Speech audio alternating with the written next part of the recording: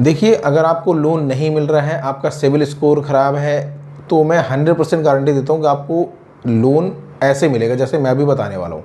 देखिए, अगर आपका सिबिल स्कोर ख़राब है या फिर आपकी सैलरी इतनी कम है कि आपको बैंक लोन प्रोसेस नहीं कर रहा है, फिर एनबीएफसी जो होते हैं वो लोन प्रोसेस नहीं कर रहे हैं ड्यू टू आपकी सिबिल स्कोर डाउन है, क्योंकि हर एक बैंक या फिर एनबीएफसी सिबिल स्कोर चेक करते हैं और उसी बेस पे आपको लोन प्रोवाइड किया जाता है और उसी बेस पे ये तय किया जाता है कि आपका जो इंटरेस्ट रेट रहेगा वो कितना रहेगा, हाई कितना रहेगा, मतलब 15% रहेगा, 14% रहेगा या फिर 10% रहेगा, वो इसी बेस पे डिसाइड किया जाता है। तो अगर आपका सिविल स्कोर अच्छा नहीं है तो आपको बैंक तो लोन देगा ही नहीं, एनबीएफसी या फिर जो फिनटेक ऐप होते हैं वो भी लोन नहीं देंगे। तो लोन मिलेगा कैसे इन लोगों को, क्योंकि लोन तो सबको चाहिए, आज की जो लाइफ स्टाइल है उसके लिए, या फिर कोई काम आ गया घर में उसके लिए लोन तो चाहिए। तो देखिए, जो सिविल स्कोर है वो अगर 500 से नीचे है तो आपको लोन कहीं नहीं मिलेगा, लेकिन मैं जो ऐसे बता रहा हूँ वैसे आपको लोन पक्का मिलेगा। अगर आपका सिविल स्कोर 600 से 700 है तो आपको लोन मिल सकता है, 50-50% चांसेस रहते हैं। लेकिन अगर आपका सिविल स्कोर 700 से ऊपर है, 700 से ऊपर है तो आपको लोन 100% मिल जाता है। ठीक है, बहुत सारे ऐप हैं, बहुत सारे फिनटेक ऐप है, जैसे मैं आपको नाम बताऊँ, अपना धानी हो गया या नावी हो गया, नावी फिनसर्व, क्रेड ऐप है, ग्रो है, या फिर बहुत सारे और, बजाज फिनसर्व है। इस तरह के जो प्राइवेट सेक्टर एनबीएफसीज हैं वो भी लोन प्रोवाइड कराते हैं। लेकिन जिनका स्कोर 500 से कम है या फिर जिनकी सैलरी कम है या फिर जिन्होंने अपना सिविल स्कोर ख़राब कर लिया पहले लोन लेकर के और अब चुकता नहीं कर पा रहे, इस वजह से इनका सिविल डाउन कर दिया गया है, उन लोगों को अब लोन कैसे मिलेगा। तो देखिए, एक तरीका ये है कि आप 10,000, 15,000, अच्छा उससे पहले मैं एक आपको बात बताने वाला हूँ कि जो सिविल स्कोर है ना वो किस चीज़ पे डिपेंड करता है, फिर कैसे जनरेट होता है। सिविल स्कोर जनरेट होता है क्रेडिट कार्ड से, जो आप क्रेडिट कार्ड यूज़ करते हो और आप उनकी पेमेंट करते हो रेगुलर बेसिस पे, उस बेस पे आपका स्कोर बढ़ता है, फिर उस बेस पे स्कोर आपका कम होता है। बहुत सारे और क्राइटेरिया होते हैं, जैसे आपने अगर कहीं से लोन लिया, उस लोन को आपने पे नहीं किया तो आपका सिविल स्कोर डाउन हो जाता है। ठीक है, और एक क्राइटेरिया भी होता है कि अगर आप लोन के लिए बहुत जल्दी सर्च कर रहे हो बहुत सारे कंपनीज़ के साथ, बहुत सारे एनबीएफसीज़ के साथ, और आपका लोन रिजेक्ट होता है, तब भी आपका सिविल स्कोर डाउन हो जाता है। तो अभी आपको करना क्या है, लोन लेने का प्रोसेस ये है, अगर आपका सिविल स्कोर कम है तब भी, कि आप 10 से 15,000 या फिर 20,000 जितना मैक्सिमम हो सकता है आप एक एफडी करवा लीजिए। ठीक है, उस एफडी के अगेंस्ट में आपको मिलेगा एक क्रेडिट कार्ड, वो हर एक कंपनी, हर एक बैंक देती है। सपोज आप एचडीएफसी में कर लो, आईसीआईसीआई में कर लो, अगर आपने 20,000 की एफडी करवा ली है तो आपको 20,000 का एक क्रेडिट कार्ड दे देंगे कि भैया ये आपका क्रेडिट कार्ड है, आप अपने पास रखो,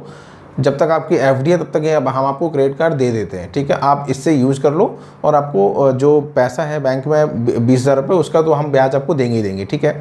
तो होता क्या है कि जब आप उस क्रेडिट कार्ड को यूज़ करते हो, 5-6 महीना आप उसको यूज़ करते हो और आप उसका जो पेमेंट है वो टाइम पे करते हो, फिर टाइम से पहले कर दो, 2-4 दिन पहले कर देते हो, तो आपका सिबिल स्कोर अच्छा होने लगता है। ठीक है, धीरे धीरे आपका सिबिल स्कोर बढ़ता रहेगा और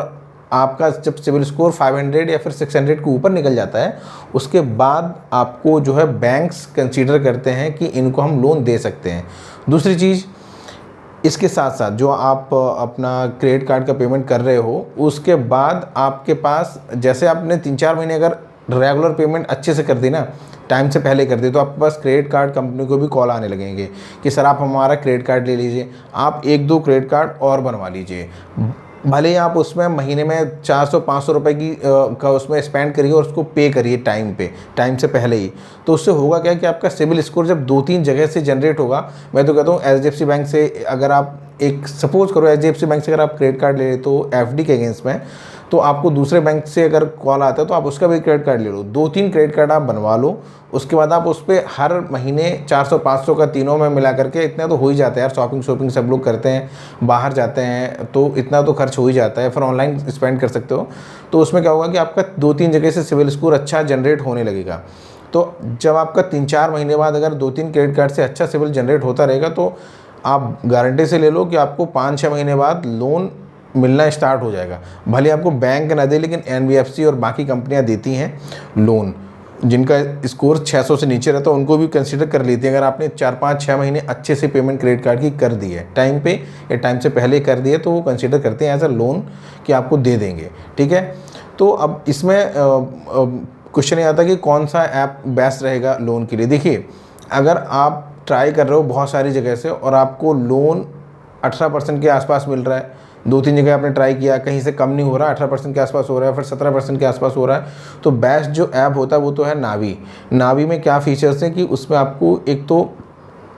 आपको कोई प्रोसेसिंग फ़ी नहीं लगती है, ठीक है, प्रोसेसिंग फ़ी उसमें ज़ीरो है। दूसरा, फोर क्लोज़र फ़ीस ज़ीरो है कि फोर क्लोज़र आपको उसमें नहीं देना पड़ता है। फोर क्लोज़र मतलब कि जब आप लोन क्लोज़ करते हो टाइम से पहले, सपोज आपने 5 साल का लोन लिया, टाइम से पहले अगर आप लोन क्लोज़ करते हो तो उसका जो चार्जेस होता है 3% का फोर क्लोज़र चार्जेस, वो आपको नावी में नहीं देना पड़ता है, बाकी इधर NBFC या फिर ऐप्स में आपको देना पड़ता है। प्रोसेसिंग फ़ी 2% के आसपास होती है, जो बहुत सारे के सारे मोस्टली जो ऐप आपको लोन देते हैं वो सब के सब चार्ज करते हैं, बट नावी आपको प्रोसेसिंग फ़ीस भी चार्ज नहीं करता है। एटलीस्ट मुझे तो नहीं किया था जब मैंने लिया था।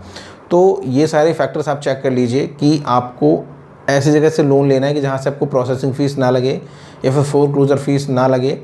ठीक है, interest rate as low as possible मिले, वहाँ से आपको लोन लेना चाहिए, ठीक है। बहुत सारी और कंडीशंस होती हैं, अच्छे से पढ़ करके चेक करके आपको लोन लेना चाहिए। एक होता है, मैं आपको और एक टर्म बता दूं, वो होता है कूलिंग पीरियड। जब आप लोन लेते हो ना तो हर एक बैंक या फिर NBFC आपको कूलिंग पीरियड देती है। बहुत सारी जगह अलग अलग नाम होते हैं, कोई इसको कूलिंग पीरियड बोलता है, कोई इसको बोलता है कि क्लोज़र टाइम